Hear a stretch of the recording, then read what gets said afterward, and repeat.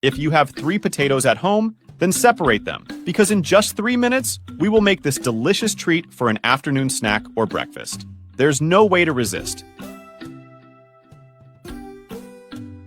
Let's start our recipe by cooking 3 medium potatoes.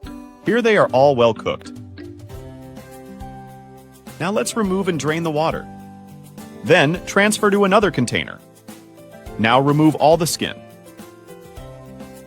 Here I prefer to cook the potatoes with the skin on so they don't get soaked in water. But if you want, you can peel the potatoes before cooking. Tell me in the comments how you cook the potatoes with or without the skin. Once this is done, we will knead it very well. Okay, now let's add 2 tablespoons of melted butter. Also add 5 spoons of wheat flour. Mix for the ingredients to integrate. And if you like easy recipes like this, click the like button and comment below. I love easy recipes. Now let's knead our dough with our hands. And that's the point. Here it is already perfect. Then on a board with plastic wrap, we will grease it with a little oil.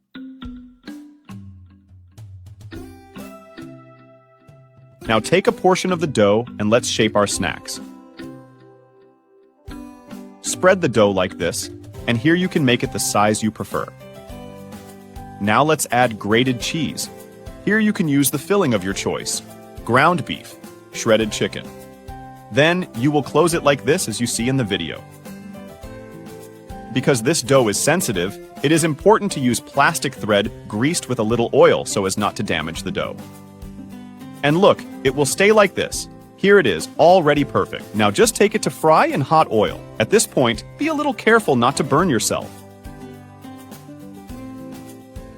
Let it fry on one side, then turn it over and let it fry on the other. Do you want to make a different, delicious, and melt-in-your-mouth snack? And is it perfect for breakfast or an afternoon snack? This one will surprise your whole family. Honestly, there's no way to resist. Let it fry on the other side very well, and our savory snack is ready.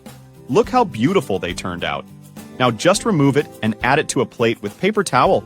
Wait for it to cool, and you can serve it. And look how perfect they turned out. I'm going to open one, and your mouth will water. If you've made it this far, leave a rating from 0 to 10. Which rating you give to this recipe? I really hope you liked it. I'll stay here. A big hug, and until the next recipe.